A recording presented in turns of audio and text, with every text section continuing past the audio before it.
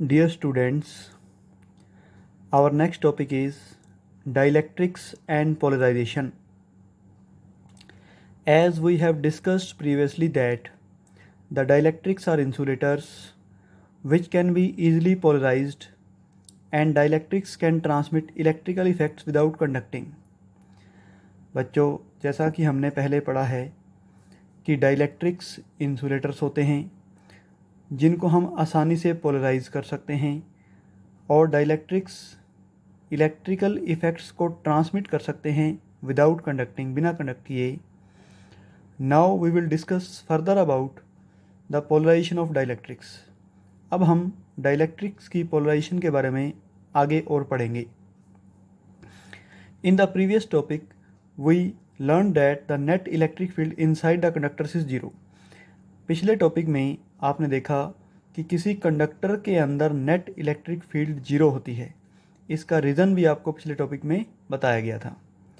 But it is not the case with dielectrics.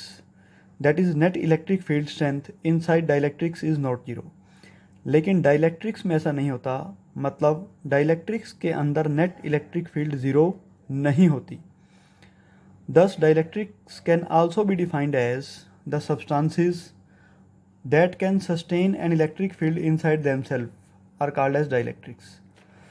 ऐसे substance जो अपने अंदर इलेक्ट्रिक फील्ड को बचा के रख सकते हैं, जो अपने अंदर इलेक्ट्रिक फील्ड को जीरो नहीं होने देते. जैसे कि कंडक्टर्स हैं, वो अपने अंदर इलेक्ट्रिक फील्ड को जीरो कर देते हैं, लेकिन डाइलेक्ट्रिक्स अपने अंदर इलेक्ट्रिक फील्ड को जीरो नहीं होने देते. वो अपने अंदर इलेक्ट्रिक फील्ड को बचा के रख सकते हैं. इसलिए ये मटेरियल कंडक्टर से डिफरेंट है और इनको हमने डाइलेक्ट्रिक्स का नाम दिया हुआ है. मतलब कंडक्टर्स के अंदर इलेक्ट्रिक फील्ड जीरो हो जाती है, लेकिन डाइलेक्ट्रिक्स अपने अंदर इलेक्ट्रिक फील्ड को जीरो नहीं होने देते. There are no free charge carriers in the polar and non polar dielectrics. जैसे कंडक्टर्स में फ्री चार्ज कैरियर होते हैं, लेकिन डाइलेक्ट्रिक्स जो कि इंसुलेटर होते हैं, इनमें फ्री चार्ज कैरियर्स नहीं होते. Previously we had discussed about polar and non polar molecules. पिछले टॉपिक्स में हमने पोलर और नॉन पोलर मॉलिक्यूल्स के बारे में भी पढ़ा था. पोलर मॉलिक्यूल्स में A point, polar molecules have permanent electric dipole moment. Polar molecules की परमानेंट इलेक्ट्रिक डाइपोल मोमेंट होती है. Due to random orientation net dipole moment of the sample is zero. Random orientation होने के कारण पूरे sample की net dipole moment zero होती है. When external field is applied it exert torque on dipoles and all dipole gets align along the direction of external field. Thus, in the presence of external field, sample of polar molecules has net electric dipole moment. जब किसी polar molecule के sample पर हम external electric field लगाते हैं तो external electric field सभी dipoles के ऊपर टॉर्क लगाती है और उन डाइपोल्स को अपनी डायरेक्शंस में अलाइन कर लेती है. ये टॉपिक भी हमने पीछे पढ़ा है कि torque on dipole in external electric field आपने देखा है. तो एक्सटर्नल इलेक्ट्रिक फील्ड की प्रेजेंस में सारे डाइपोल एक्सटर्नल फील्ड की डायरेक्शन में अलाइन हो जाते हैं और इस तरह से पूरे सैंपल की कुछ ना कुछ नेट इलेक्ट्रिक डाइपोल मोमेंट आ जाती है. Next B point, non polar molecules. Non polar molecules do not have any electric dipole moment. Non polar molecules के पास कुछ अपनी इलेक्ट्रिक डाइपोल मोमेंट नहीं होती, लेकिन जब एक्सटर्नल इलेक्ट्रिक फील्ड अप्लाई करते हैं it exert force on positive and negative charges and separates them. तो एक्सटर्नल इलेक्ट्रिक फील्ड पॉजिटिव और नेगेटिव चार्जेस के ऊपर फोर्स लगाती है, उन्हें अलग अलग कर देती है. इस तरह से नॉन पोलर मॉलिक्यूल्स के पास भी कुछ डाइपोल मोमेंट आ जाती है और इस डाइपोल मोमेंट को हम इंड्यूस्ड डाइपोल मोमेंट कहते हैं. इस डाइपोल मोमेंट को हम इंड्यूस्ड डाइपोल मोमेंट कहते हैं.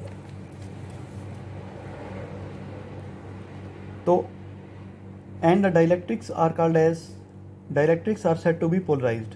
जब किसी नॉन पोलर मॉलिक्यूल के सैंपल को हम एक्सटर्नल इलेक्ट्रिक फील्ड में रखते हैं तो external electric field positive charge और नेगेटिव चार्ज के सेंटर को अलग अलग कर देती है, मतलब मॉलिक्यूल को पोलराइज कर देती है. और इस तरह से नॉन पोलर मॉलिक्यूल्स के पास भी कुछ इलेक्ट्रिक डाइपोल मोमेंट आ जाती है जिसे हम इंड्यूस्ड डाइपोल मोमेंट कहते हैं. Next is electric polarization. Due to external applied electric field positive and negative charges gets displaced. जब हम एक्सटर्नल इलेक्ट्रिक फील्ड अप्लाई करते हैं तो पॉजिटिव और नेगेटिव चार्जेस जो पहले कोइंसाइड कर रहे थे अब वो अलग अलग हो जाते हैं. And dielectric molecule get stretched. और डाइलेक्ट्रिक मॉलिक्यूल स्ट्रेच हो जाता है, उसकी शेप चेंज हो जाती है. जैसे आप नीचे देख रहे हो सर्कल से ओवल शेप में आ गया. This phenomenon is called as electric polarization. इस फिनोमिनन को हम इलेक्ट्रिक पोलराइजेशन कहते हैं। तो डायग्राम के अंदर आप देख सकते हो कि एक नॉन पोलर मॉलिक्यूल है जो in the absence of external electric field और in the presence of external electric field दिखाया गया है। इस तरह से मॉलिक्यूल्स के स्ट्रेच होने को हम इलेक्ट्रिक पोलराइजेशन कहते हैं। Thus, when a dielectric sample, polar or non-polar, is placed in external electric field, it has some net dipole moment। ये बात भी आपको पहले बताई जा चुकी है कि चाहे कोई पोलर मॉलिक्यूल का सैंपल हो चाहे नॉन पोलर मॉलिक्यूल का सैंपल हो, एक्सटर्नल इलेक्ट्रिक फील्ड में दोनों के पास कुछ ना कुछ नेट डाइपोल मोमेंट होती है। नेक्स्ट इज पोलराइजेशन डेंसिटी और polarization. The dipole moment developed in unit volume of dielectric sample in presence of external electric field is called as polarization density और polarization। आपने देखा कि एक्सटर्नल इलेक्ट्रिक फील्ड की presence में polar या non polar molecule दोनों के पास कुछ इलेक्ट्रिक डाइपोल मोमेंट होती है। अगर हम पूरे सैंपल की इलेक्ट्रिक डाइपोल मोमेंट को सैंपल की वॉल्यूम से डिवाइड करें तो हमारे पास आ जाएगी dipole moment per unit volume of sample. तो इसी को ही हम पोलराइजेशन डेंसिटी और पोलराइजेशन कहते हैं। ये एक वेक्टर क्वांटिटी है, इसकी डायरेक्शन आपको अपने आप बतानी है, इसका एसआई यूनिट, सीजीएस यूनिट और डायमेंशनल फार्मूला भी आपको अपने आप लिखना है। ये आपके लिए होमवर्क है। Thank you.